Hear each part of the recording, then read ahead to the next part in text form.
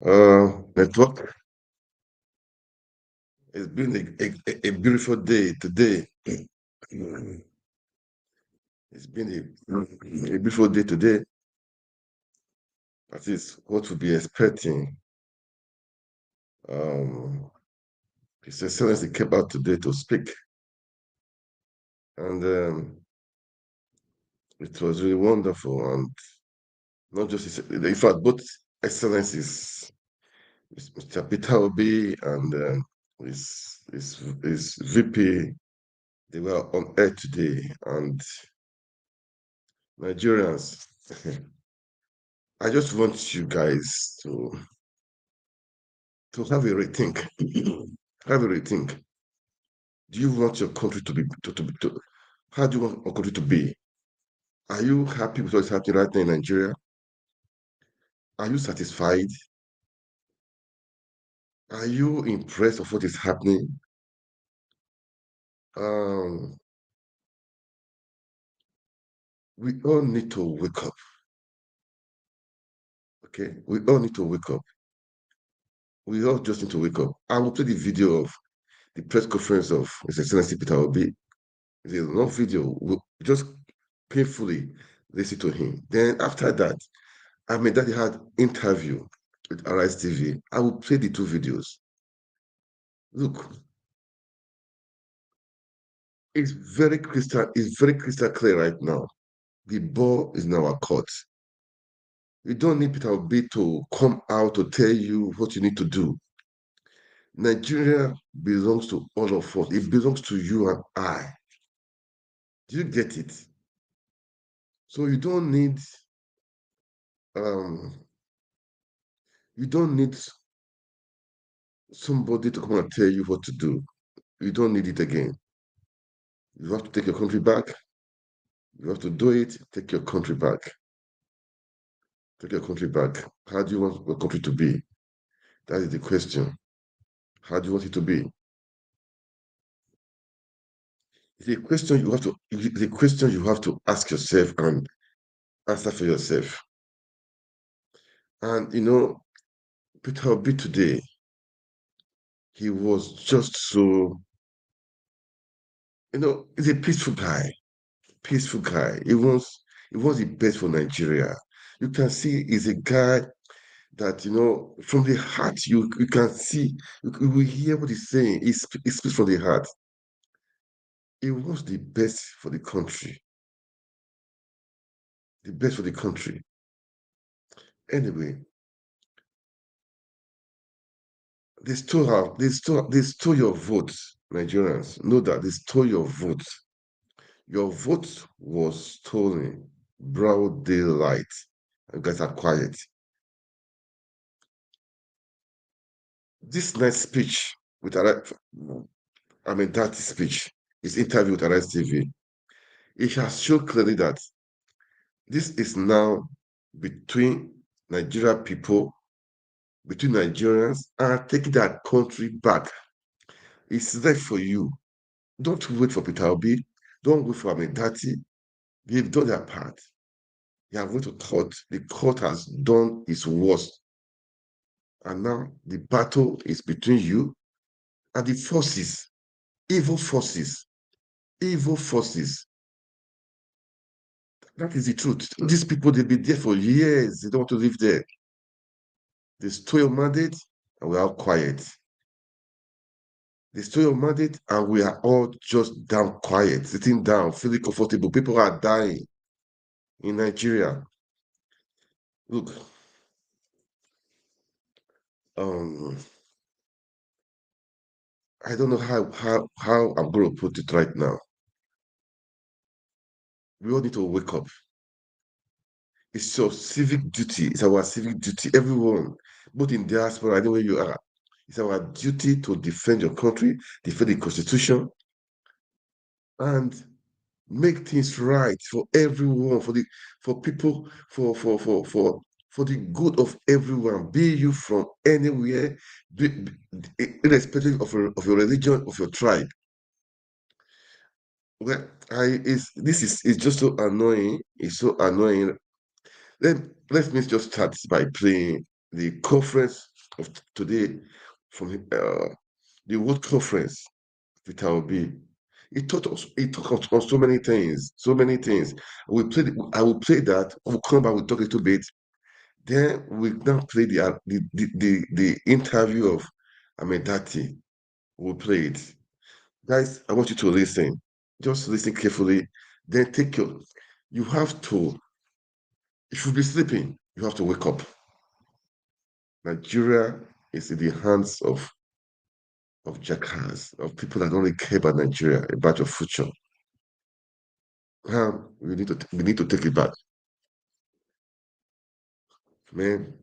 Anyway, let's listen to him. Let's listen to Peter B. His Excellency Peter B. This is a man I respect him. I respect him a lot for his beliefs, for his actions, for what he's doing. I respect Peter B a lot. I respect him a lot. And kudos to him. Kudos to him. Kudos to Ahmed Dathi. The two of them. Kudos to you guys, man. You fought the fight, and the fight continues. You said the fight continues, and the fight continues. Right now, the fight is between the voices of Nigerian people. That's the fight right now. The voices, the power is in the voice of the people. It's in the hands of the people, not just for the few political class. Man, let's play the video first, okay? Let's listen to him. Let's listen to His Excellency Peter B. Please, as you Supreme Court judgment where he and Atiku Abubakar of the PDP lost. Let's listen in. Follow us, okay?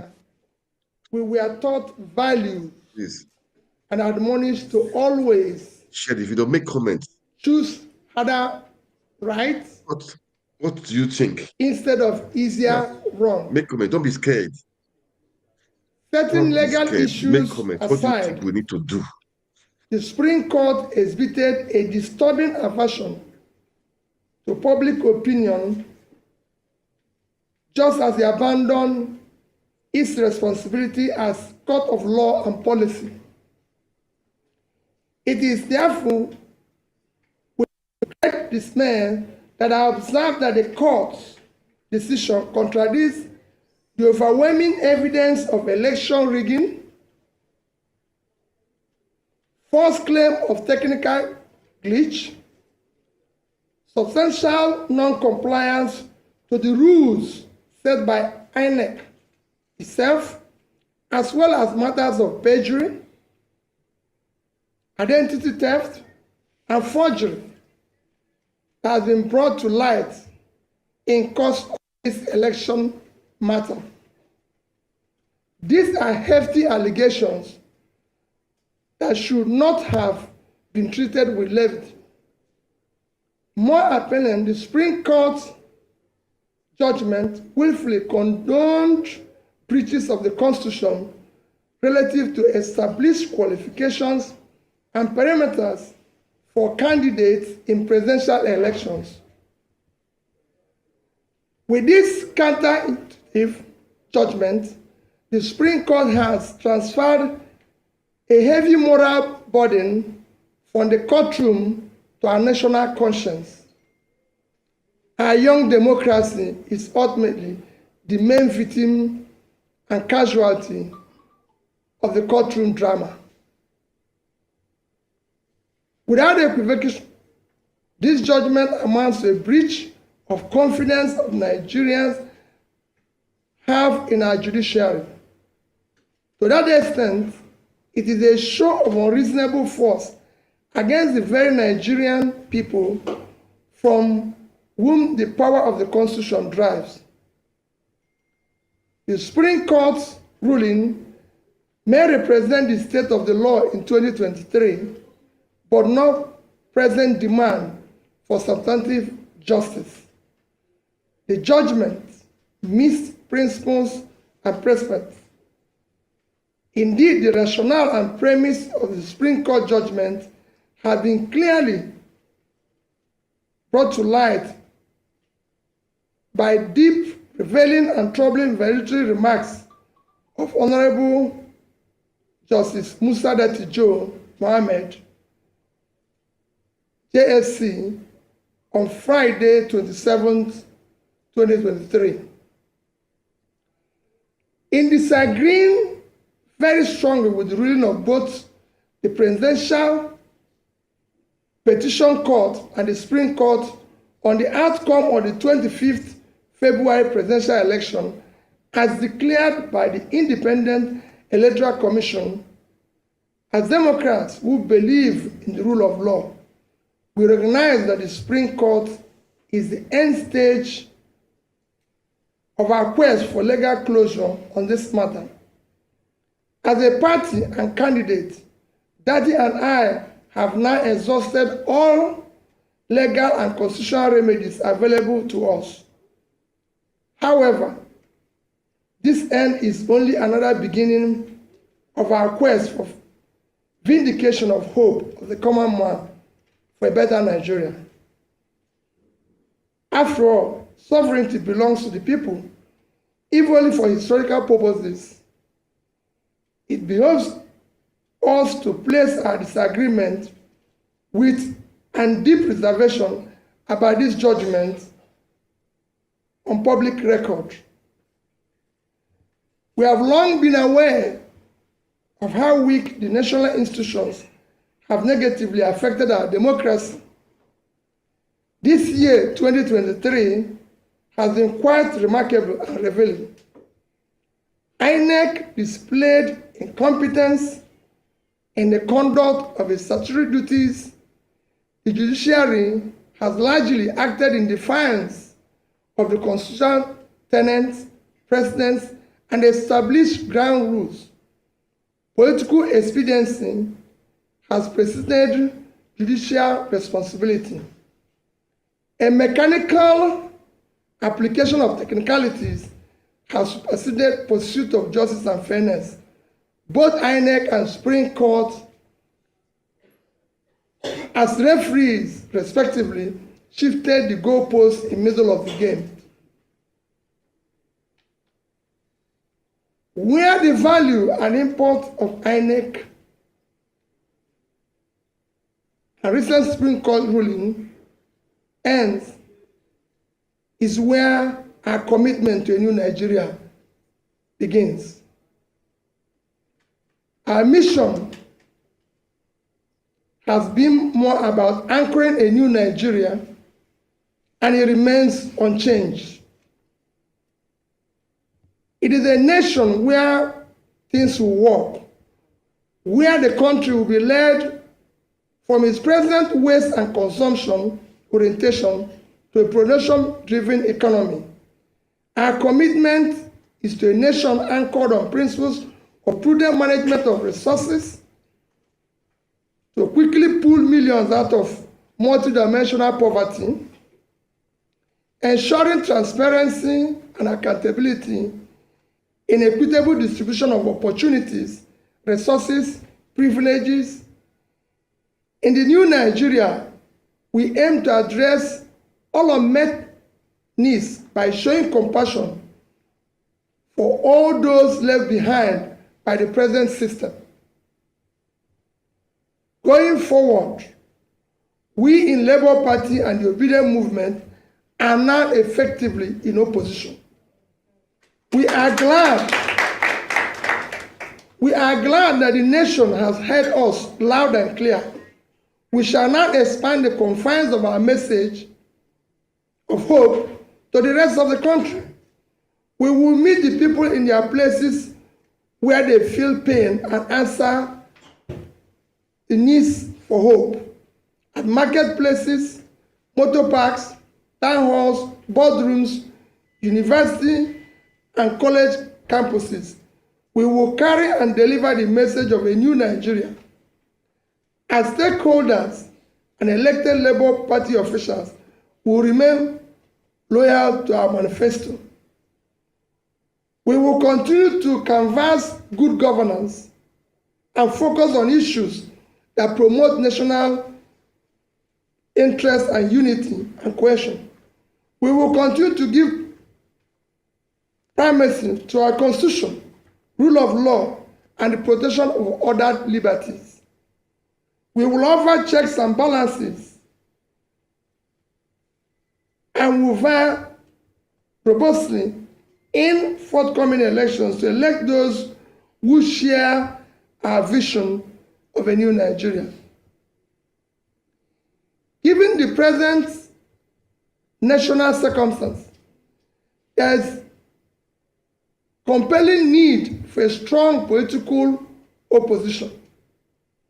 We shall therefore remain in opposition, especially because of the policies and governance modalities that we in Labour Party campaigned for, especially the issue of reducing cost of governance, moving the country from waste and consumption to production, reducing inflation, ending insecurity, promoting the rule of law, guaranteeing the responsibility to protect and stabilize our national currency are clearly not the priorities of the present administration, nor is it interested in achieving sustainable development goals. It has one thing that has gladdened my heart in course of the struggle in the past 18 months. It is the passionate desire of our people, especially young Nigerians from across ethnic and religious divides, to construct a new and restructured Nigeria that will work for all Nigerians. The goal remains the guiding light and abiding inspiration. Finally, I thank all Nigerians who believed in what is now only a revolution postponed. We deeply appreciate the unalloyed, non-partisan moral support millions of youths and ordinary Nigerians across ethnic, religious, geopolitical divides have continued to give Dathi and I. We extend our heartfelt gratitude to Nigerians who have supported this mission from the onset. We salute the leadership and members of Labour Party, the Obedient Movement, the Obedient Presidential Campaign, Nigerians in diaspora, support groups, and all people of goodwill who worked diligently and hoped for realization of the beginning of new Nigeria in this election cycle. Nigerians who supported our cause have done so out of patriotism and their sincere conviction that our nation requires and deserves dedicated and visionary leadership who will lead Nigeria toward a brighter future.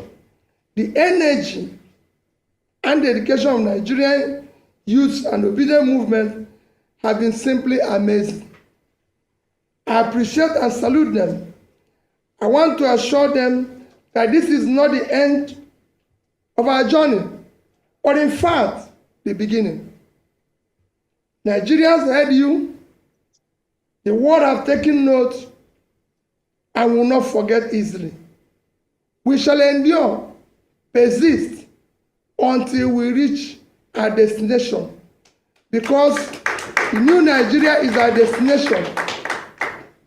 A destination is not an event.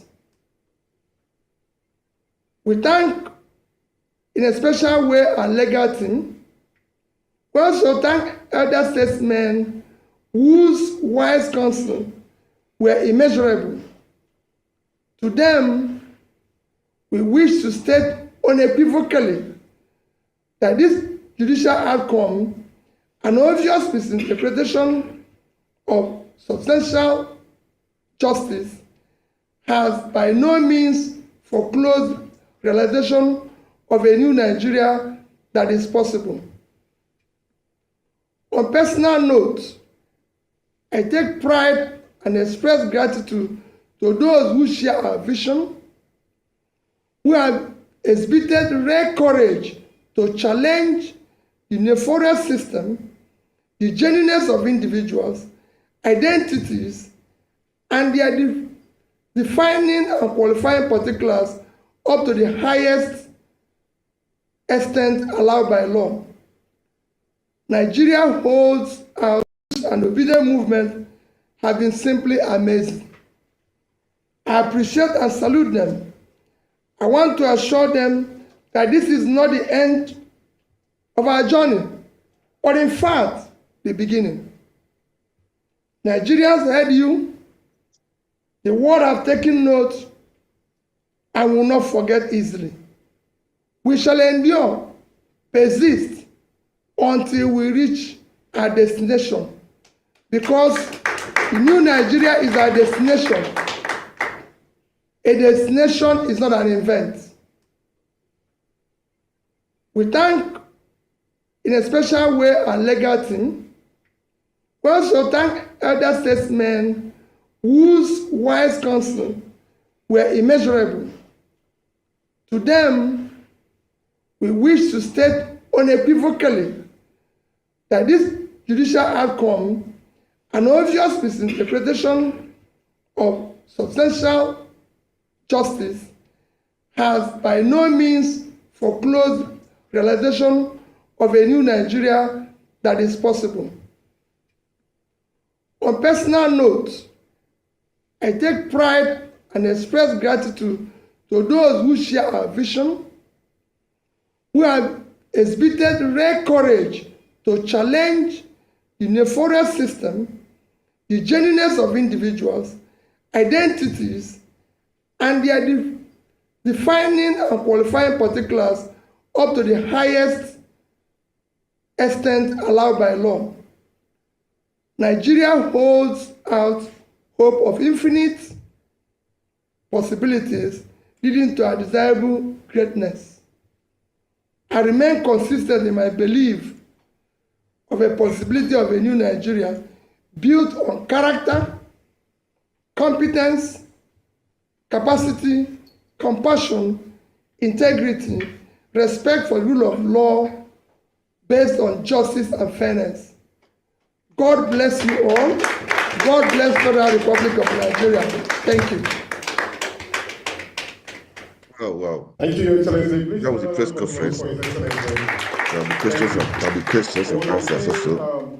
Let's listen to the questions. Labour Party presidential candidate Peter Obi addresses the international media where he criticized the Supreme Court for affirming the victory of President Bola Ahmed Tinubu as the winner of the 2023 presidential election. He says the judgment is a breach of confidence that Nigerians have in the judiciary and an unnecessary show of force in enforcing illegality. Peter Obi says he disagrees strongly with the ruling of both the Election Petition Tribunal and the Supreme Court, even though he acknowledges that the Supreme Court ruling marks the end of a search for justice over the conduct of the 2023 presidential election. The Labour Party flag bearer also heaped criticism on INEC for failing to carry out its duties of conducting free and fair election. He, however, says his vision to unveil a new Nigeria that is productive, corruption-free, equitable and just remains intact. This, he believes, will be achieved by the Labour Party and the Obedient Movement playing its role as a viable opposition party while calling for good governance, rule of law, offering checks and balances against the excesses of the present administration. Peter Obi ended his press conference by thanking all Nigerians who supported his candidacy, adding that the Supreme Court ruling only marks a revolution postponed as the struggle to build a new Nigeria continues.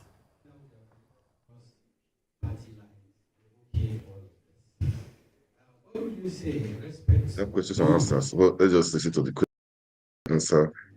Then definitely we need to wake up really. We Nigerians, we need to wake up, take the country back. As he has said it, he has done his part, he has come to that. Well, thank you very much. Let me first. The Supreme Court is the end for him. But now elucidate it's not the end, it's just the beginning. Supplementary budget.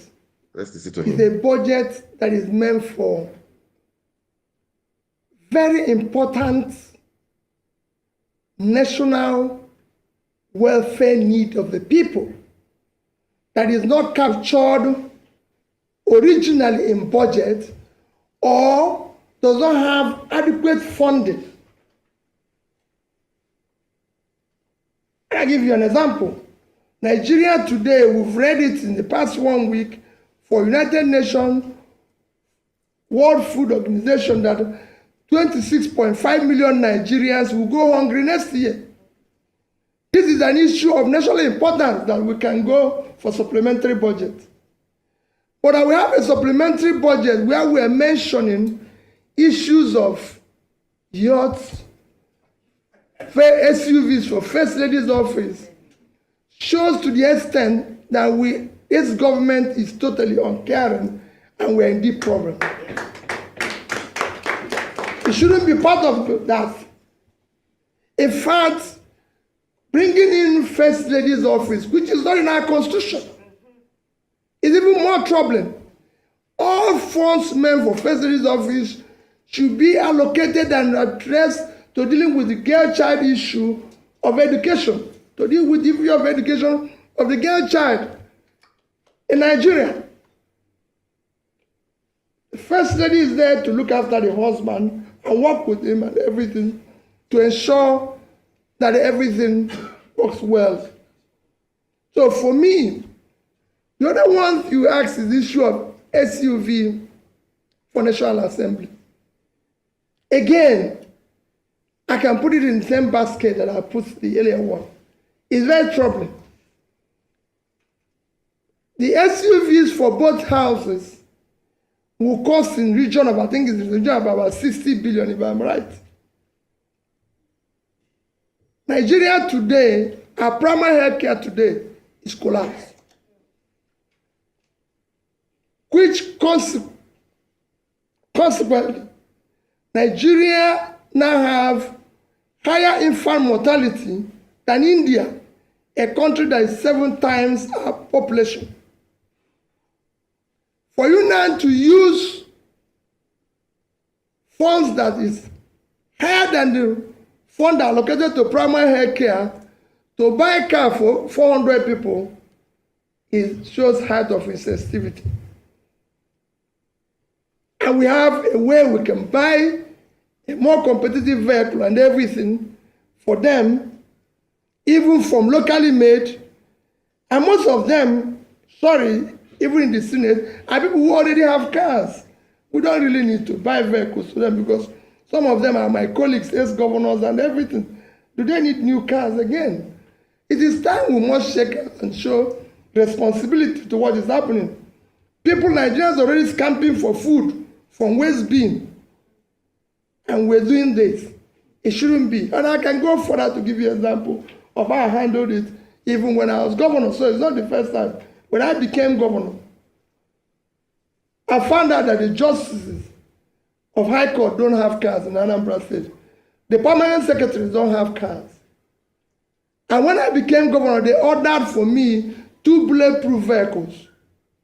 And I said no.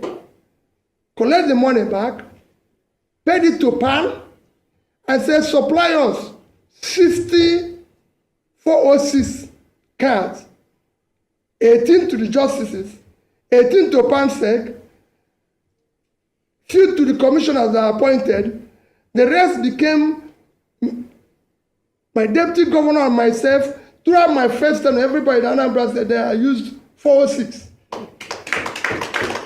Nobody, but it was meant for 2 bulletproof cars, the money we used to buy these cars, and nobody killed us in that 4 years. So it is time for us to use money very judiciously. Thank you. My name is Georgina of Radio Nigeria. Now that the Apex Court has passed the final verdict, how do we build a nation to avert these court cases in subsequent elections?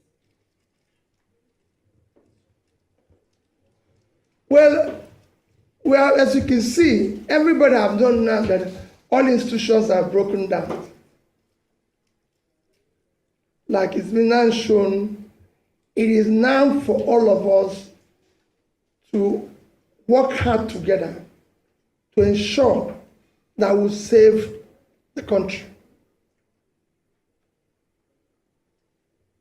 Those who are in office do the right things. Those who are in opposition should ensure that the right things are done. And we will do so on our own part aggressively.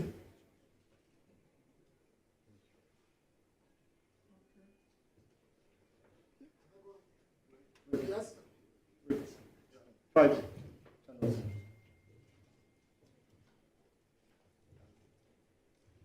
Excellency, my name is Friday. I work for Channels TV.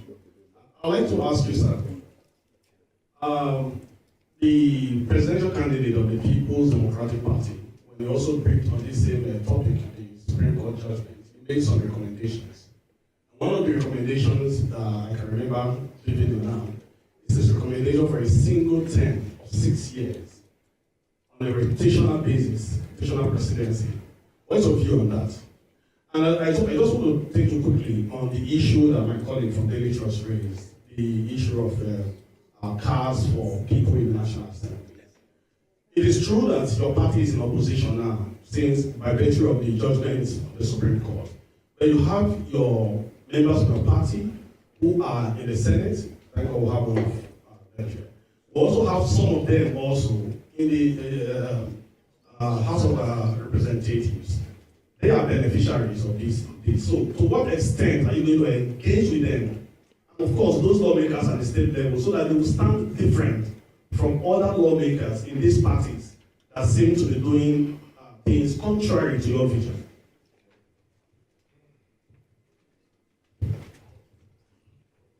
Let me start with the issue of Labour Party members in the House. I've actually discussed this issue with them. Surprisingly, I can tell you, I heard that these vehicles are official cars. And I don't know, they have to use it. It's meant for official vehicle. So it's not as if it's their vehicle that is meant for official cars and everything. Because we can pay for it and say, listen, if it's your car, you return it or do something. But they said it's official cars. And that everybody is meant to do it. You're meant to use it while you're in the Senate. But you know how things work here. It's not going to be like that. But, so, what I say people is that it won't be if Labour, if we were in office, nobody would have contemplated such. And that's where we want to go from. Because it is not enough to do the wrong thing and then start correcting it, but it shouldn't even be. Just like people are saying, oh, maybe the issue of years have withdrawn, or this one, it shouldn't even be mentioned in the first place, because it touches the sensibilities of people to do that. On issue of the single tenor, we campaigned vigorously on issue of restructure and reform. So that is clear. And that would have included so many amendments to make this constitution be a workable and functional constitution that will be productive for Nigeria. Including in that would have been issue of single tenor. I thank Vice President Atiku Abubakar for his position and his commitment to ensure that things work better going forward in Nigeria. But I disagree slightly. I will go for 5-year tenure, which will go for 30 years, rotational, or 5-year tenure. And I'll still campaign for one thing. If we cannot go back to issue of parliamentary democracy, we must have a quasi system that will allow our leaders elected, whether prime minister or president, to be able to be part of the legislature, especially to answer questions, maybe presidential question time or prime minister question time, instead of hiring surrogates and people who are not elected, who have nothing to be canvassing and telling us stories. We want to hear it from the people we elected now. And that is critical. It's very important. We cannot continue with this way where we are now, where people have outsourced leadership.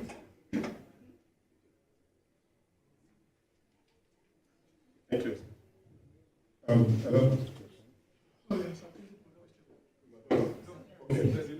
Hello. Hello.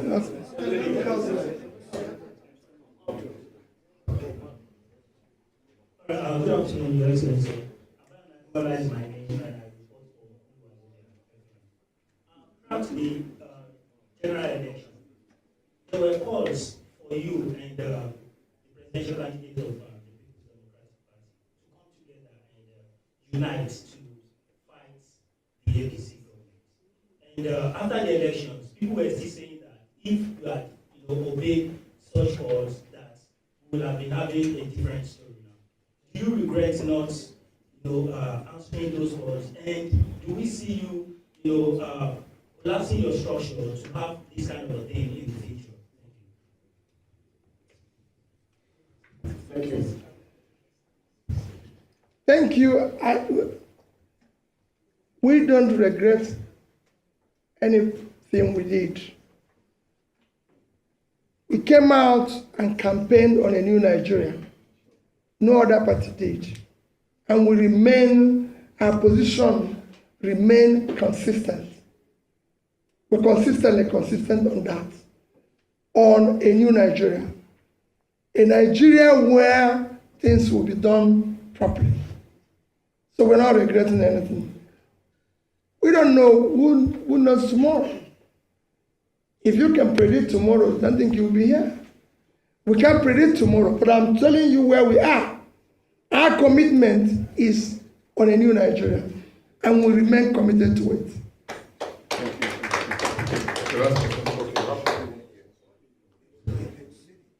My name is Bombshell, East Nigeria.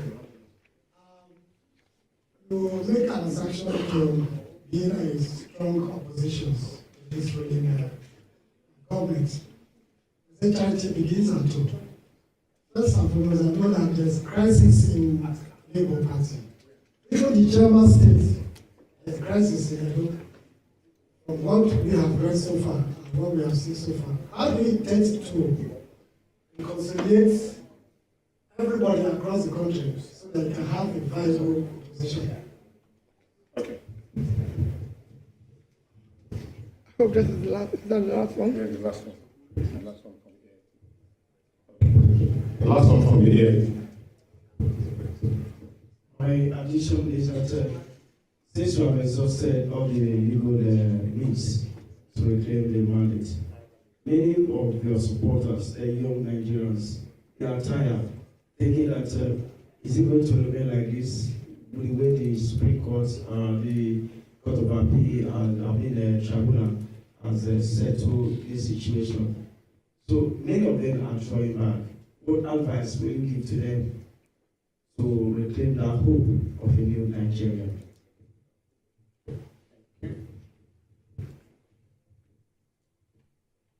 Well, thank you very much.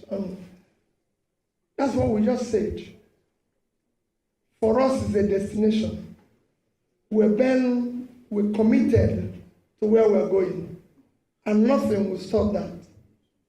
That is our commitment. And the question before that, where is the man who asked the question before that? On issue of our party. The leadership of our party is not in question. Like it is in every system, especially these are the troubling things that is happening in Nigeria, where people are trying to bring in divisions in other people's houses.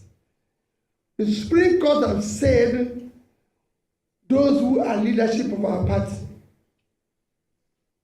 and is not based on judgment that is purchased or manipulated.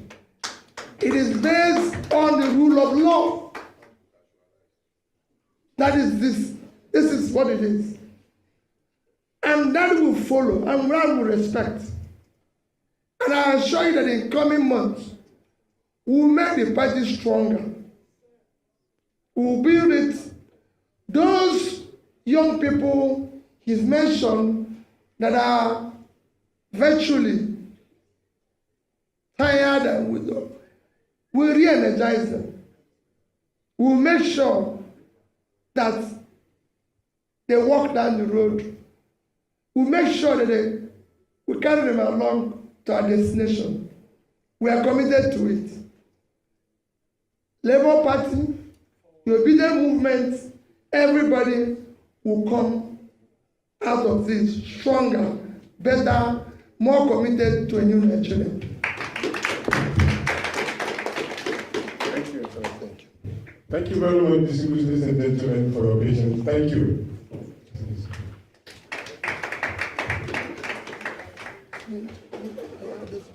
You've been watching a live broadcast from the nation's capital, Abuja, where the Labour Party presidential candidate Peter Obi has been speaking to the media on his reservations about the Supreme Court ruling and the state of the nation. While criticizing the ruling of the Supreme Court, he also acknowledged that welfare of the judiciary is lacking while those in power live an ostentatious lifestyle. Peter Obi, who says all institutions in the country have broken down, promised to keep pushing for a new Nigeria as an opposition figure while calling for restructuring and a return to the party. We carry them along to our destination. We are committed to it. Labour Party, the obedient movement, everybody will come out of this stronger, better, more committed to a new Nigeria. Thank you. Thank you. Thank you very much, distinguished ladies and gentlemen, for your patience. Thank you.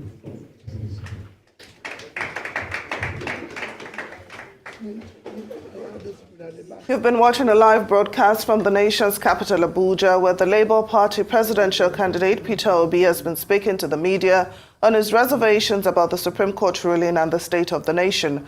While criticizing the ruling of the Supreme Court, he also acknowledged that welfare of the judiciary is lacking while those in power live an ostentatious lifestyle.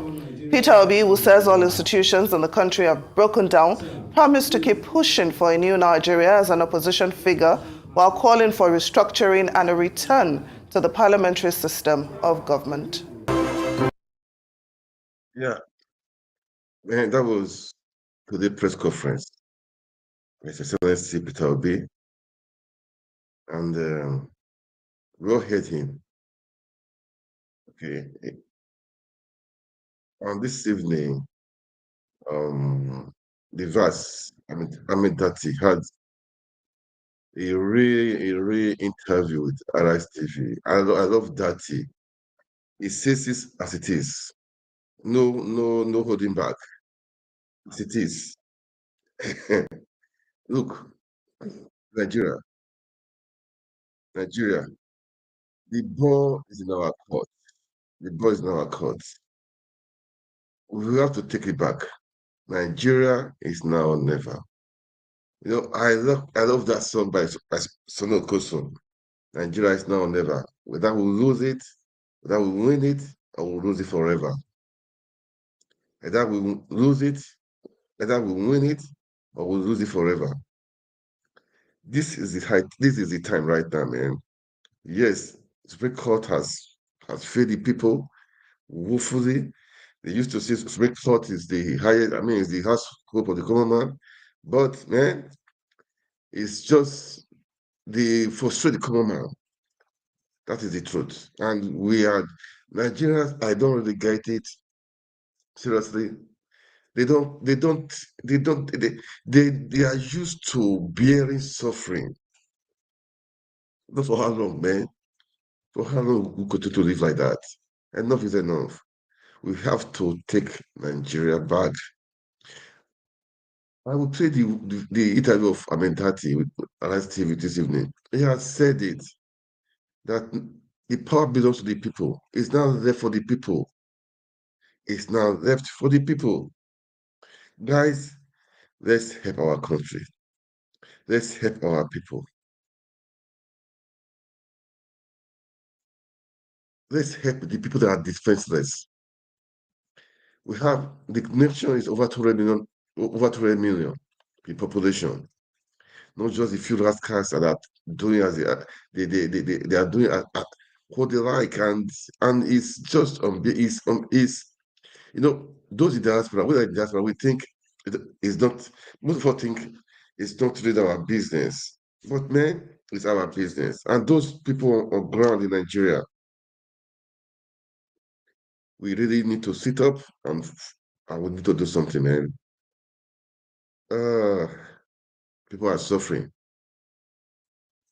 If you don't care about people, care about your country, care about your clan, your village, you just care because it's just so it's a pity. It's just a pity that uh, uh, uh, uh, uh, people are just managing, living with no hope.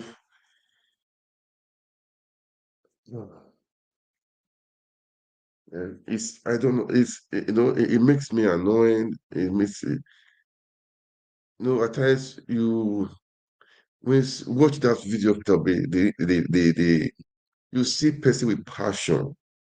These are people with plans of how to take out people from poverty. This government, they have no plan for you. They are thinking of buying SUV, having yachts, buying SUVs for the first lady office. That's what they are interested in. Looting and looting. And these monies are borrowed money. Some are some not even borrowed. They pay on credit, hoping that they will pay with something, with crude oil in later day. It's pathetic. They are storing they are storing it's like they are storing debt for the children, for the future generation. You know, let me tell you one thing. They say the youth owes tomorrow, or the youth are the death of tomorrow. No, it's not tomorrow. The youth are the death of now. We want it now. Look, these guys have been in power. They've been there for the past four. If you look at all of them, they've been in Senate, from Senate to governor, governor to Senate. They've been there in Senate, then from there to minister. They've been there for good years. So where would the youth now enter? Now, youth is no longer for tomorrow. Youth now, the leaders of now. Youth, Nigerians, I don't know how to say it. We need to wake up. We need to wake up and change the system. Buhari and the rest, they were Minister of Petroleum when he was 20s. Governor when he was, I think, 30s. Most of this generation now from taking over affairs. What stops us? Must we be bowing to all these people? Must we be servant or a slave forever? How long are you going to live this life? That you just want to be dobale, just be worshiping people. This is annoying, man. It's just annoying. Let me play the video of Dathi. When you watch the video of Dathi, and if you don't have a rating, if you don't want to take your country back on your own, that means you need deliverance. I don't know who will deliver you. You need heavy, big deliverance. If you watch the video of Dathi and you still remain the same, you still be hoping for 2017, 2027. That means, man, you don't care for yourself. You don't care for the life of your children. You don't care for the world you live in. You don't want to. You don't care. But that means, even if you're a beneficiary of what is happening, the corrupt system, the illegality, you have to sit down to think. Life, power comes and go. What I what will your legacy? What are you going to leave behind for your children, for the children unborn? Is it houses? Is it mansions? Still, I mean, built with. I'm not against all those stuff, man. Okay, it's nice, but built with stolen money. You should be proud that there is healthcare. You built a healthcare. You built schools for people in your village. This is what should be your pride, what you should be thinking. Okay, this is what I will do.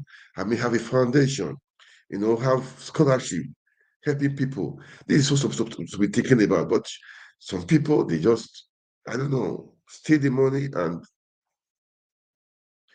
and they think that is just that is all that is all about. But anyway, if you watch the interview with Arise TV, Ahmed Dathi, you are still um you are still saying, okay, let's wait 2027. I sorry for you, man. I pity for you. And those people, look, this is not about a party right now. It's not about a Labour Party, it's not about PDP or APC, PDP. No, it's about taking our country back. It's about doing the right thing. It's about having everybody have food on their table, about having good infrastructure, about having good education, about having good health sector. That is having good governance, irrespective of who you are, from irrespective of your tribe or religion. This is what we are saying. This is what we want to. This is what we are saying. This is what we are preaching. Not having a government of irregularity. You came in there through irregularity, through rigging. Oh my God! Oh, thank God that he didn't say congratulations to him because you don't deserve it. You stole the rights of the people. You stole the rights of the people, so you don't deserve to be congratulated. And if he had done that, well, thank God he didn't do that. Thank God he didn't do that. And man, at times I sit down trying to, I just wish people really understand what's happening. This, all these politicians, they don't have the interest of the people at heart. People are dying, people are suffering, school fees are hacked up. People are suffering. They are taking of they are ordering SUVs costing billions of naira. People are suffering. They are thinking of going over on going the waterways with yacht. People are suffering. They are thinking of first lady stuff, SUVs and the rest. Okay, okay. Please let me know what do you think? What is the next step? Because you will listen to Peter to Dati. He has said it. Peter Obi and him, they've come to the end of the road as per Supreme Court is highest of the land. But the people has the final say. What does that mean? I'm going to play the video. We're going to watch it. After watching it, if you are still like this, you don't want to take your country back, you don't want to do the needful, it will just be it. I mean, it it's gonna be a pity. I mean, is it? That means I would say a sorry state. When you are in a sorry state, that means man, is just um pathetic, pathetic, man. That means it's pathetic. That means when I say irredeemable, I have to use that word because I believe in possibilities. I believe anything is possible. So I will say irredeemable. Okay. But if you watch the interview of Amindati, you are still saying, I'm from here. I'm from here. So I will support this person because I'm from here. You need deliverance, big deliverance. Because man, this what we are saying. I don't care from where you come from. If you can fix the country, when you come in legally, legitimately, fix the country. I don't care where you come from, man. I don't really care. That is the truth. How the people at heart, man with integrity, man with vision, man that is ready to deliver, man with selfless service. That's what we're taking. That's what we're taking. That's what we're saying. That is why the Dathi and Peter Obi, the tag team was suit for Nigeria. Was suit for Nigeria. And I thank God for all the youth, all the obedience, how they came out to vote. Despite the threat, despite what happened, they came out. But the bar system, the system of criminality disappointed them, disappointed the youth. Now they go back to that share. Guys, we need to wake up. Don't go back to your share. You are a winner. Winners don't quit. Winners don't quit, and quitters don't win. You are a winner. Don't quit. Don't quit. Now is the time. Now is the time we take the country back. Now is the time, man. Nigeria is blessed. We're so blessed. Really blessed, man. Blessed. Naturally, human resources abound everywhere in all sectors. So nothing can hold our country back. Nothing can stop us. Let's listen to Ahmed Dathi his interview with Arise TV this night after the World Press Conference. So he had the interview with Arise TV. Okay, so let's listen to him. As I said, if you listen to him and oh God, taking our country back, making Nigeria work again. That is the thing. All right, guys, let's listen. But as you watch, please kindly like, share, make comments. What do you think, man? What do you think? That's what I say. What do you think? What do you think we are going to do? You know, I'm not against anybody, man, but I believe in doing things, um,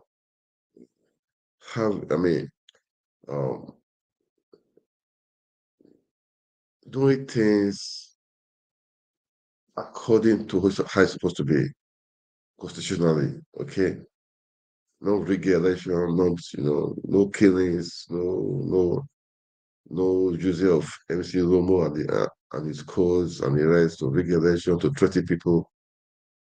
We don't do that. We don't do that. Let's play this video, guys. Please, like the video, share, and make comments, all right? Let's watch.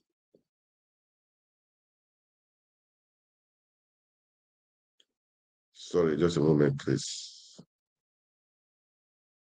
Now, a fairly determined speech there by Peter Obi today. What was the point of it? That the judgment eventually and ultimately from the Supreme Court stands accepted, largely because we can't do anything about it. We reject it, we disagree with it, and we cannot accept it, but it stands accepted because there is nothing we can do. That is the end of the road for Excellency Peter Obi and myself as candidates. But I think as this interview progresses, I will be able to tell you another point of view. And if I may just begin now, I'm not here to tell Nigerians that oil was discovered and we forgot about agriculture, or that there is unemployment leading to insecurity. I'm here to, for the sake of my country, say things that matter. I'm not here to regurgitate. I'm here to rescue Nigeria. Well, let's move methodically in that regard, because before the swearing in of President Tinubu on May the 29th, I mean, to give this a bit of historical context, you were emphatic and clear and almost urgent in your call for Mr. Tinubu not to be sworn in. What were your fears and concerns? Because he's obviously been sworn in and the world hasn't come to an end, has it? Nigeria may come to an end if the world doesn't come to an end. But very valid question. I feared for Tinubu himself, for himself, from himself. I feared for the reputation of Nigeria. You see, the international profile of global leaders has risen astronomically, to the extent that royals even discipline their own. Look at the profiles of gentlemen like Xi Jinping of China, all across the world. All of a sudden, we were faced with the dilemma of having to present to the world who our own president to be was. And I was one of those who knew that the answers were not good. The whole country would be put to shame. The last time I spoke, I nearly brought Tinubu's ambition to a screeching halt. This is evident by the events that followed immediately afterwards. One minister wrote the DSS on his company stationery.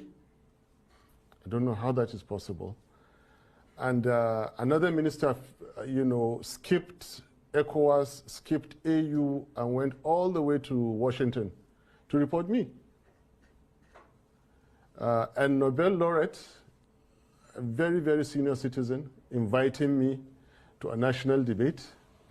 And I'm not that smart enough, even though my dear good friend Chimamanda acted on my behalf. And then DSS coming out a week later, under duress, of course, you could see, to do the bidding of that minister. This shows they were scared. My simple point was that no constitution or any part thereof shall be breached in order to install a president. And if that is done, that presidency will remain unconstitutional. And I remain on this point. I pointedly say he must not be sworn in.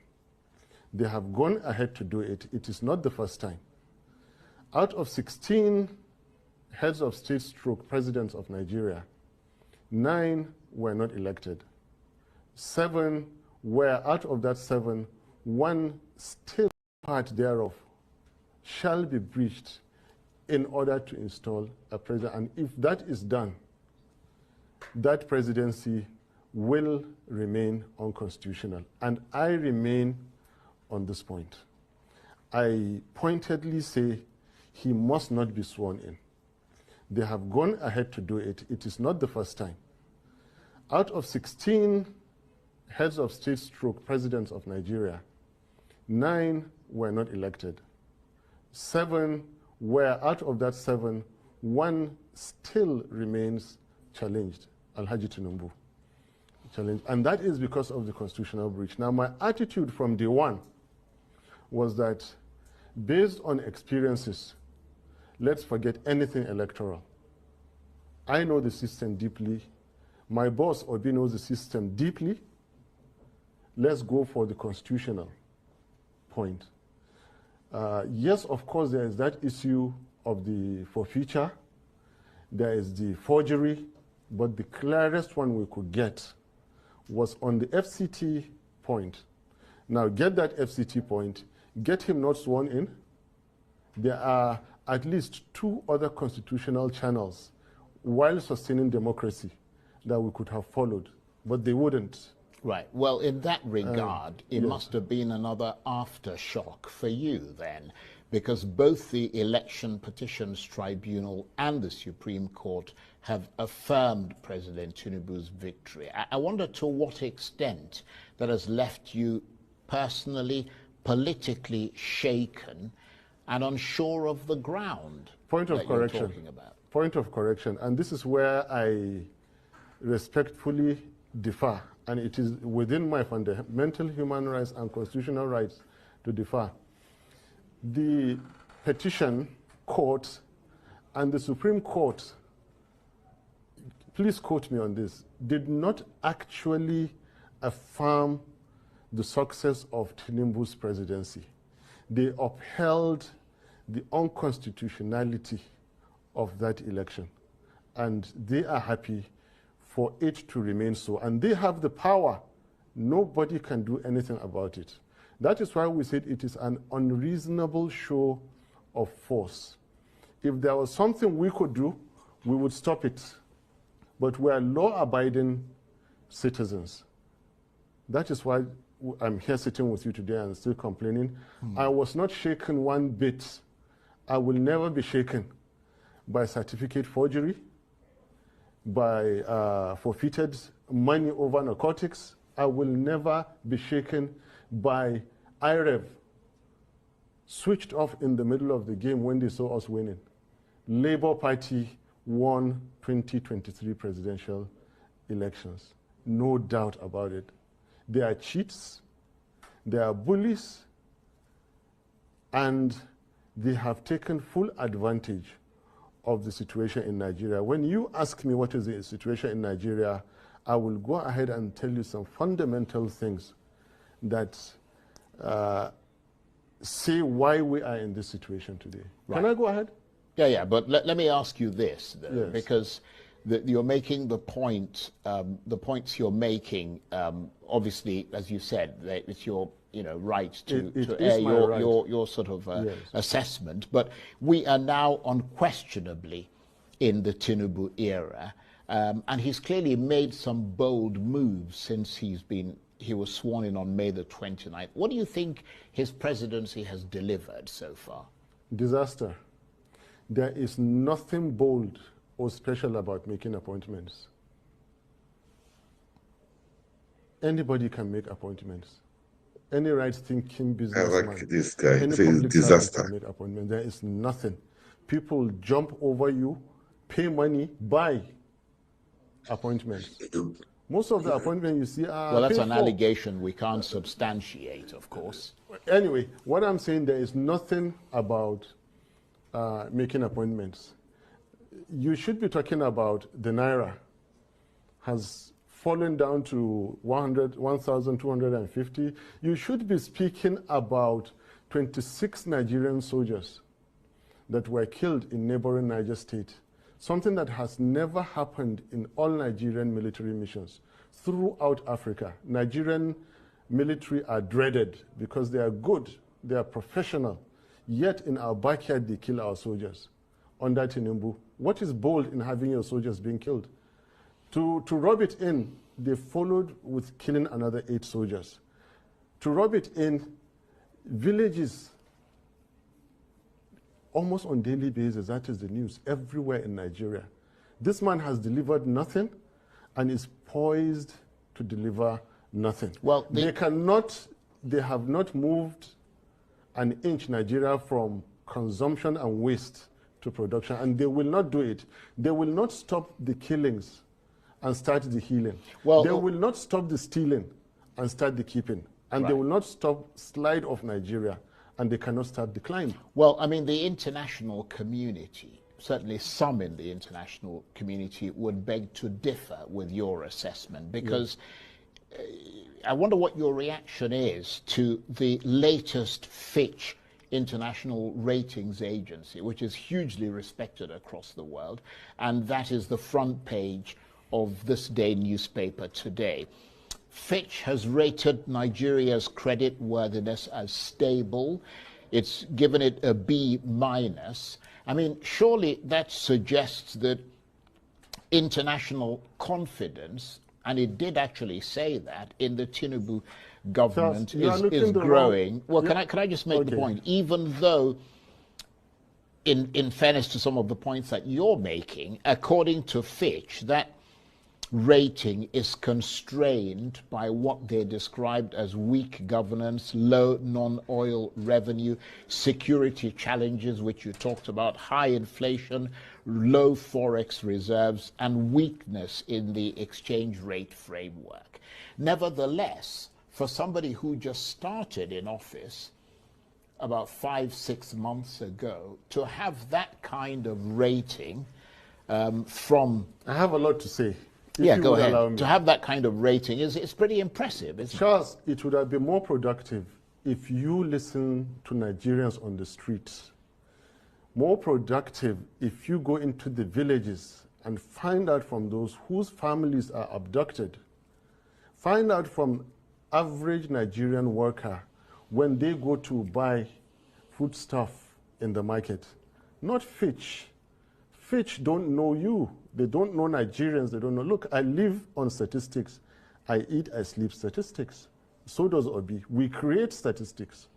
Yeah, really. But Fitch are the people who give... Are you forgetting... Who impress the international community to bring their investment into this country? Are you forgetting the likes of Fitch and those rating agencies are those who were largely responsible for the 2008-9 financial crisis? But look, let's not go into those lines. Let's come back to Nigeria. All I'm telling you, you're looking the wrong way. If you want to know what's happening in Nigeria, come to us in Nigeria and don't read those statistics because they are misleading. They always speak about growth. It's not growth actually that matters, those figures that give you, because there is nothing as misleading as far as welfare is concerned as growth. The stethoscope you use in measuring the heartbeat of an elephant, for example, China, cannot be the same one you use to measure the heartbeat of a rat. Smaller countries, I won't call any country a rat. Do you understand? Leave that aside. Let's come back to Nigeria and speak about what is happening in our streets, in our villages, in our markets. These people have not done any bold step. The only bold thing they did was to shut down IREV. The only bold thing they did was to misapply force on the weak Nigerian institutions that we have. Now, ask this question. For someone that has been playing God, in quotes, for such a long time like Alhaji Tinubu, and it is time for a mortal, like maybe Obi, or somebody to put him in his right place.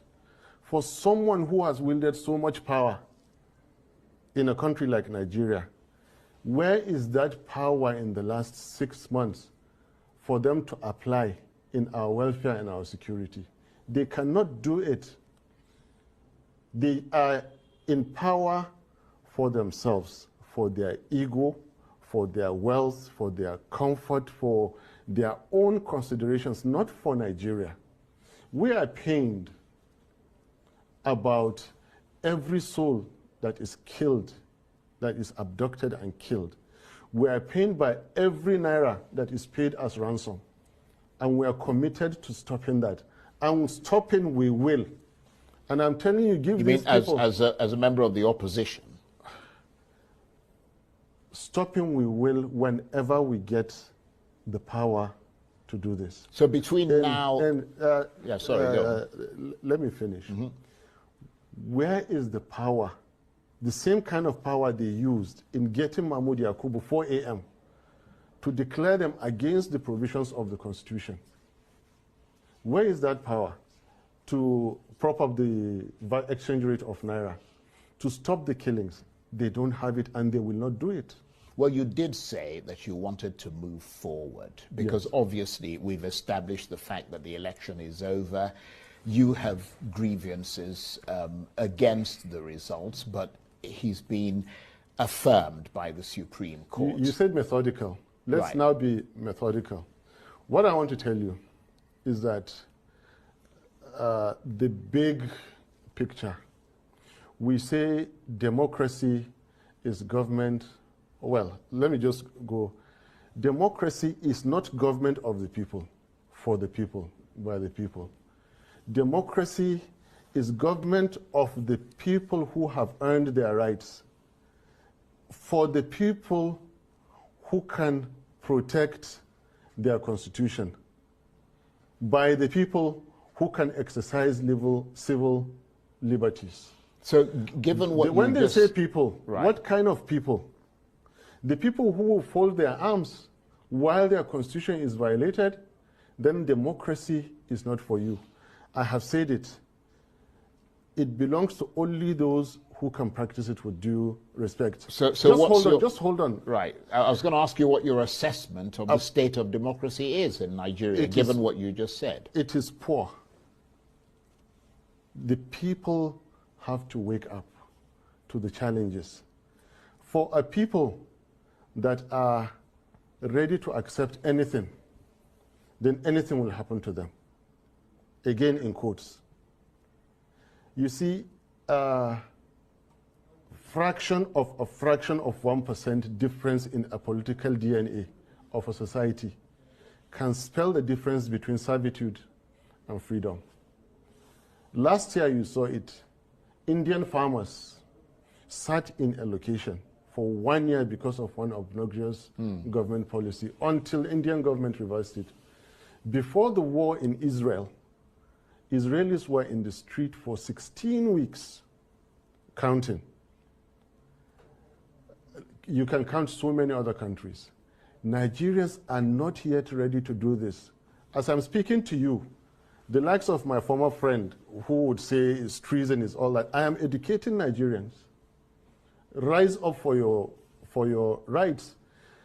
No justice of Supreme Court will give you democracy. Yeah, you have to go out. But they're not going to be able to reverse that, are they? They will. I mean, they Nigerians, can't. This is Constitutionally, no. Constitution and legal. And this is where I differ.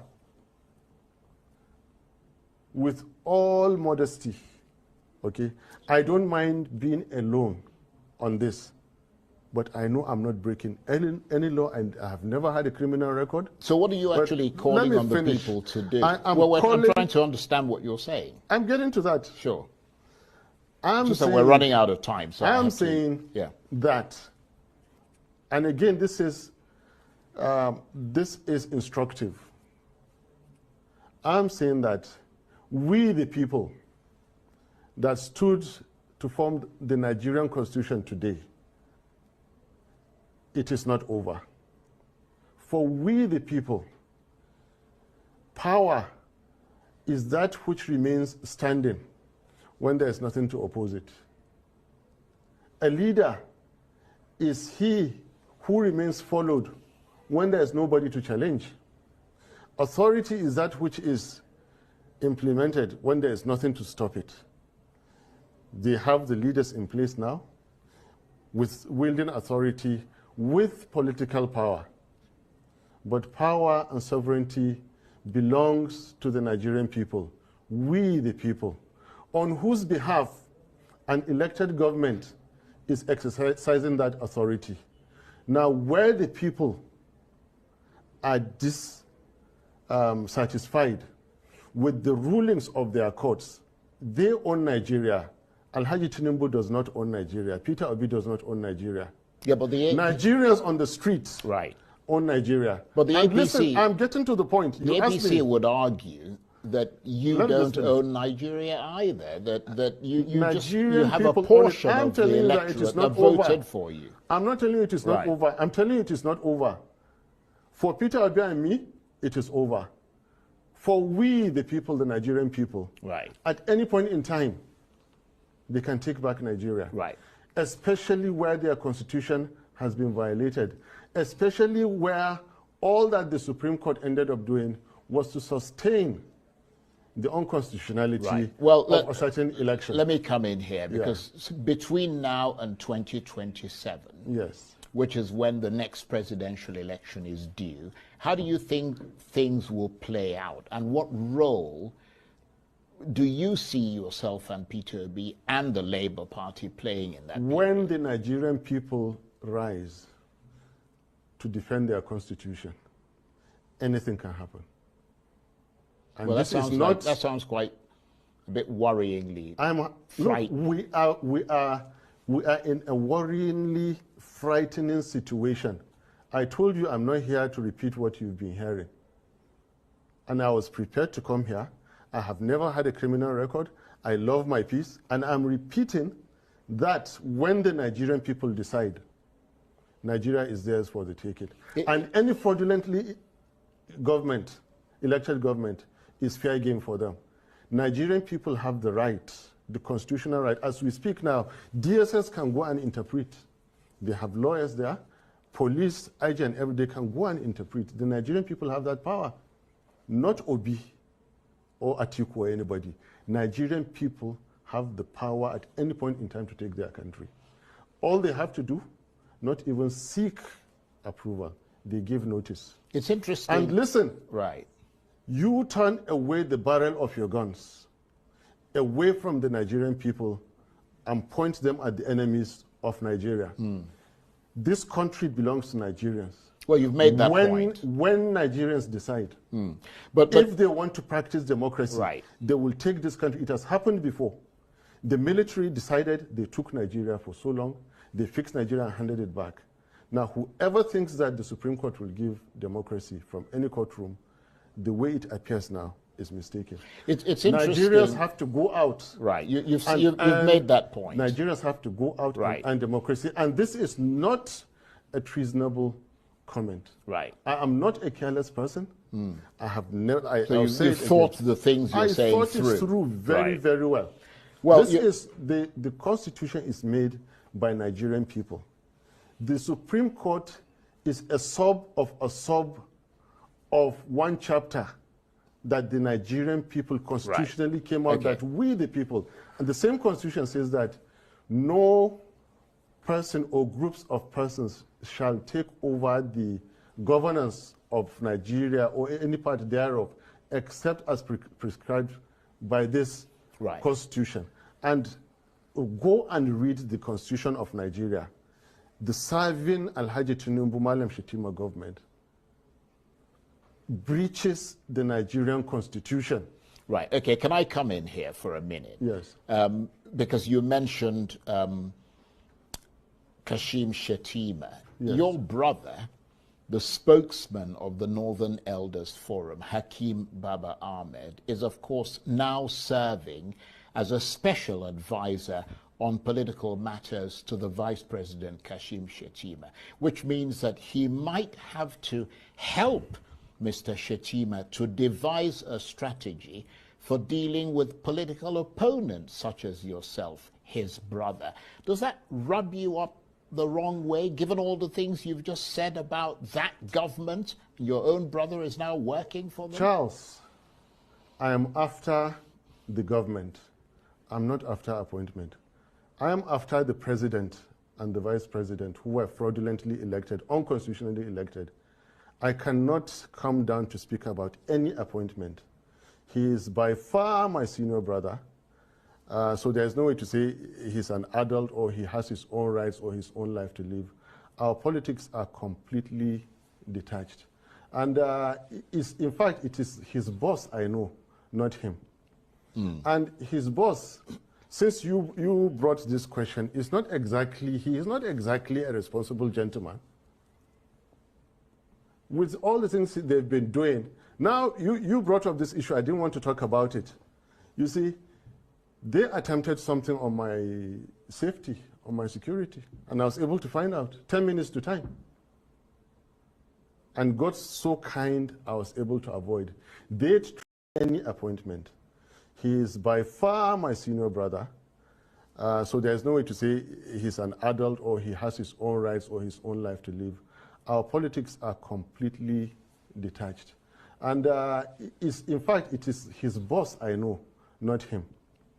And his boss, since you brought this question, he is not exactly a responsible gentleman. With all the things they've been doing, now you brought up this issue, I didn't want to talk about it. You see, they attempted something on my safety, on my security, and I was able to find out 10 minutes to time.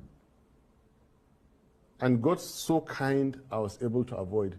They tried to get me into one of those yellow houses down the road, get people to come and arrest me there, and use that to rig the judgment. I became so inquisitive, and I dodged within 10 minutes, only for me to come and find out, based on strong suspicion, where it came from. And with what I see, then the strangulations in Lagos in the past, yes, they happened, and they were for a reason. The people gunned down in Borno State, it happened, and yes, it was for a reason. I think Peter Obi and myself have been lucky to have stood today to give that press conference. So the least, taking my senior brother to give him an appointment, is the least of my worries. I'm not worried about any appointment. Right. Well, let me bring in another. If he likes, he can go and take the entire Baba Ahmeds and give them ministers. I don't mind. Well, let me try. I will still. You'll still stand by the things you say. It is an unconstitutional. Which is impressive that you stand firmly by your beliefs. Yes. But you were called fascist by the Nobel laureate Professor Wole Soyinka because you and Peter Obi claimed you had won the election. He used those words. He accused you of trying to force a lie on the Nigerian people. How much did that broadside affect you, coming from someone with such a stature as Wole Soyinka? Please, I respect him too much, and I have more important issues to discuss. Let's go to another question. Right, so you don't want to talk about it? I don't talk about okay. Soyinka. Well, come back to Shetima.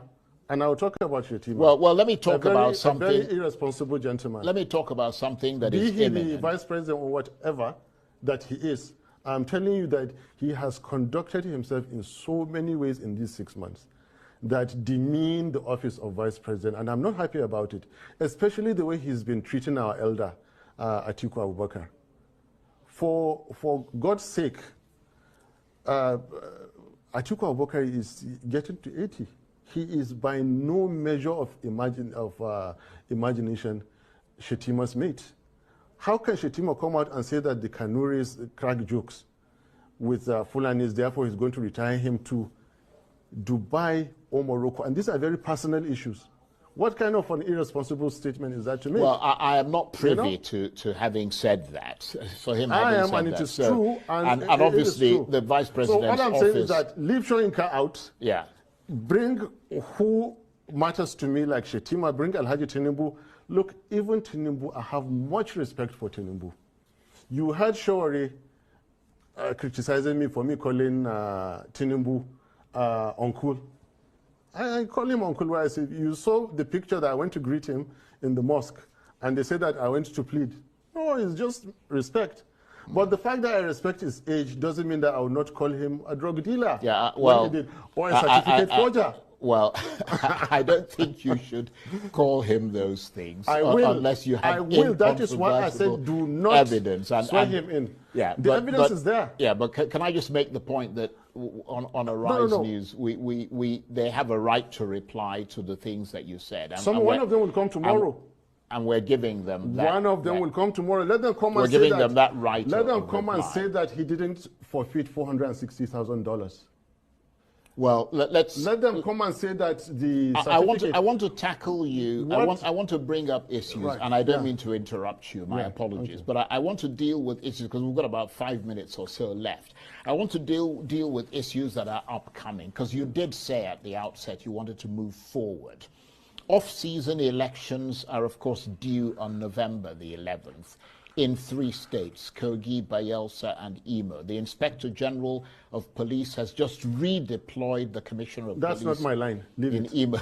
I don't have any answer for you. That's not my line. Right, because I was going to ask you, is it, I mean, we saw, for example, to assess the chances of the Labour Party there. That's not my line. Come back to the substance of democracy, of what the Fourth Republic has done. You know, we all have our specialities in this game that we do. I don't know about those elections. Yeah, but you're the vice presidential candidate of the party. Not that and vast. The more your party gains political traction, speak to me on the more it is good for you. I know, speak to me where I have strength on. That one is for the party chairman and His Excellency, my boss, Peter Obi. They can handle that, but come back to the issue of constitutional breach. Come back to the issue of the rights of the Nigerian people. Come back to the fact that I keep telling you, it is not over. If the Nigerian people decide to rise, they will reclaim Nigeria. The Europeans came, there was no constitution, and they had power. They colonized Africa. So power is when you have the power to do and nobody can say. Now, Nigerians can take this power because their constitution has been breached. Right. That constitution is their own. They had faith. Right. Nigerians had faith. I think you've made that point over and over again. Right. We've got about 3 minutes left. Yes. What is your next move?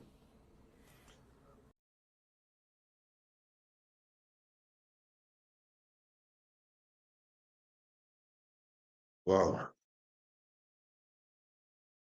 Wow, wow, wow, wow. That was the interview today. I was expecting it to, that was just about 2 minutes to the end anyway. So, I mean, it was a full video. You can see it was a really full video, man. Look, you've watched this video. You've listened to what His Excellency said. Peter Obi said during the world conference. I listened to Dathi, what he said. We have to take our country back. It's plain and clear. You don't need to hear any other thing again. You don't need a soothsayer again. You don't need an interpreter again. Even if you don't hear, say you are deaf, you don't hear. This one, definitely you will hear it. The power belongs to the people. The people have to take it back. The people got to take it back. Look, man, he has spit it out. He has said it all.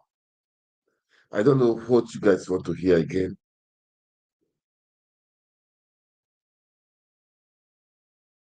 We should not condone irregularity. For how long should, should, should we be living like that? We should not condone illegality. Nigeria is blessed. Nigeria is blessed. Nigeria is blessed. He has said it. No censorship. He has said it plain and clear. Supreme Court has failed the people. Number one, INEC failed the people. From then, Supreme Court failed the people. Now, Nigeria, the power belongs to you. The people owns the power. They have the right to take anything back they want to take back. That's what I have to say. You've heard me. I will make this rebroadcast again. I'm going to do it. This rebroadcast. I want it to sink to everybody's ear. First of all, I played the President Obi's press conference. The press conference, you heard it, what he said. After that, I played Dathi. Dathi, you heard what he said. Nigerians are used to bearing, suffering, complaining in silence. Complain out. Complain out. Stop complaining inside. Stop killing yourself. Stop. People are jumping into the lagoon. People are hanging themselves. People are suffering. School fees are being hiked. And meanwhile, the salary is the same. The jobs for people, they are silent. People are stealing money. They are buying SUV. They are talking of yacht. They are talking of first lady SUVs. They are talking of of senators and reps having SUVs for what? Yes, they say it's official car. Look, we have to fix the people first. The people are suffering. Healthcare is poor. Education. Oh, I saw a video. Oh God. Public school. Public school. No roof, nothing. I never really know it's been like this, really. That there was a school, one of the best schools in that, one of the best schools in that state. Last time they told me that the school they don't have teachers. I think they said they had just few teachers. I said, "Are you serious?" Class one, those days class one, that time okay, they have class one to class five. Before the JSS stuff and SS stuff, we used to have maybe one to E or to F, then two to E or F. We class different teachers. Now they don't have that. One guy will be teaching physics, teaching chemistry, teaching mathematics. I said, are you serious? I was I was just thinking, I see, this can't be true. And this is one of the schools that was one of the best schools there. So I now wonder those other schools, what would be right now the outcome right now? I just wonder now. And these people, they don't care. This is that they don't care. They allow the private institutions to take over everywhere. I'm not against that, man, which is very good to supplement their education. But the school fees for the people that don't have the money, how can they pay it?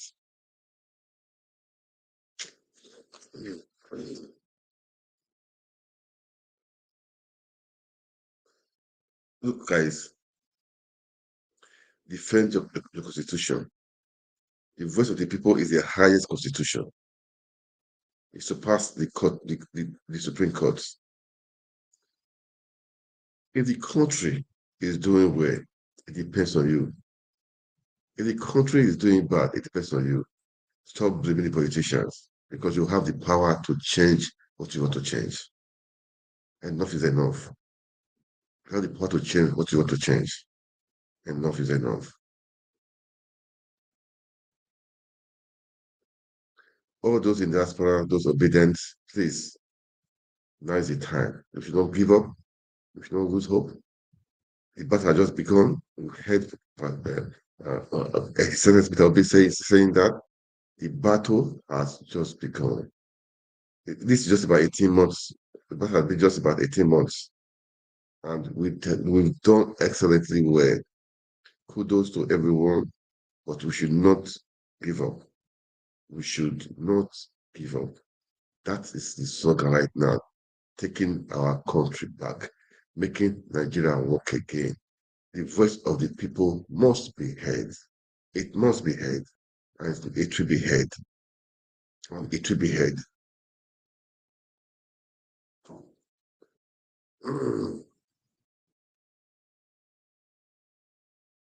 Well,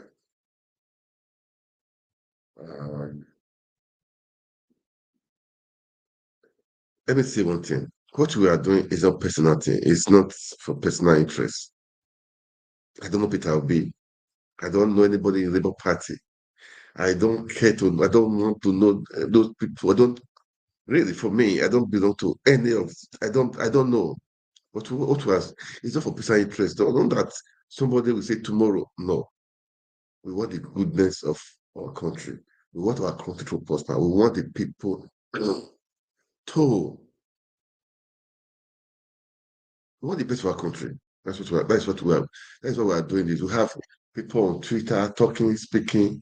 They just want the best. They want people to know the truth. They want people that are suffering to come out of that poverty, out of that slavery, out of that bondage. They should stop worshiping people. They should respect, they should come out of that share. They should be themselves. You have something inside you, something God has deposited inside of you to make you great. Bring it out. Stop begging all these politicians. Bring it out. You can be the senator. You can be the House of Rep. You can be the House of Assembly. You can be the councillor. You can be the chairman. You can be the governor. You can be the president. You can do it, man. Don't think you don't have the resources. Everything is inside of you. Everything is inside of you. Just you also want to do, just break it out. Believe it, just believe. You can make it happen. Break out that fire in you, man. Change situation, change things, change the country, change things, change the system around you. You've suffered for too long. Come on. You suffer for too long. You suffer for too long. Enough is enough. Enough is enough.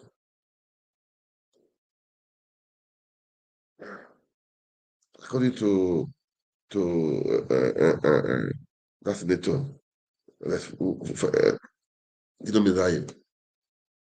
If you talk, you die. If you don't talk, you die. So just talk. Talk. Quiet, you are dying, you are killing yourself, drop into the lagoon.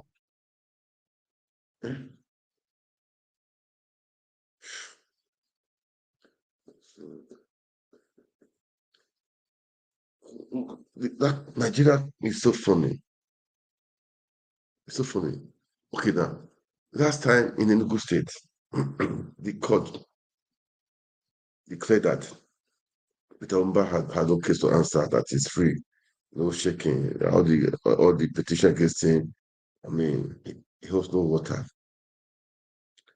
NYC came out to say that what the guy presented is forged. It's not from the they came out to say it, to give the evidence that thing did not cause. It's not from them that the guy forged it. Today, the court has ruled. Oh God, Nigeria is a comedy. Nigeria, court has ruled that court has disagreed that what NYC said. They disagree with them.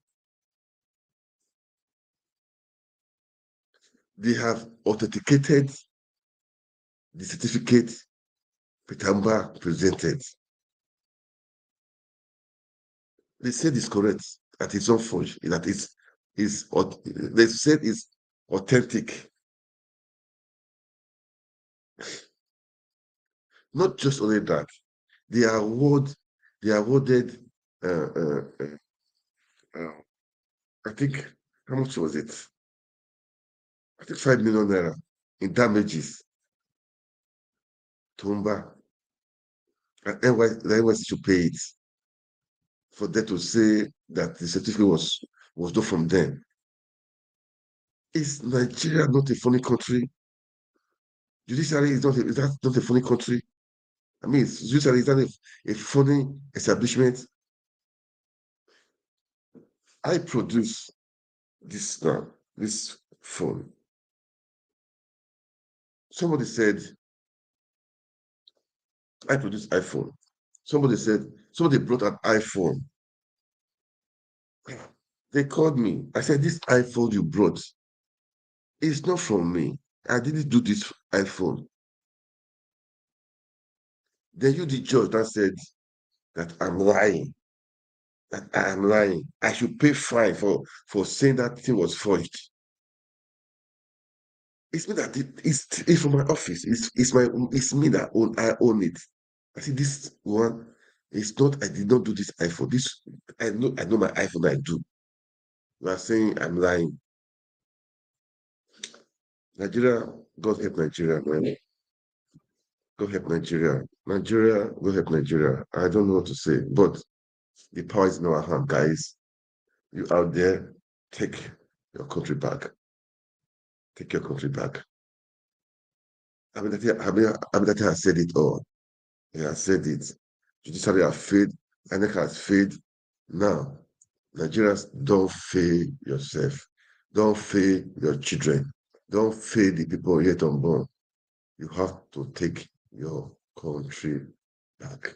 The world is enough for the wise. With this, I'll call it a day. God bless you. God bless Nigeria. Definitely, I will make a little podcast of this. I want you to like, share, make comments. What do we do next? What is the next step? What do we do next? We have to take our country back. They have said it all. They have come to the climax. Supreme Court has ruled. We don't trust. They failed. They have failed. But the power belongs to the people. It's in the Constitution. The power belongs to the people. What are you going to do? What? Make a comment, okay? I want to see comments. Before tomorrow evening. I want to see a lot of comments. What are we going to do? What do you think you can do? That is it. Make the comments and let's make it work. We have to make it work. All right? All right, guys. I will go right now. So that was it for today. God bless you. God bless Nigeria.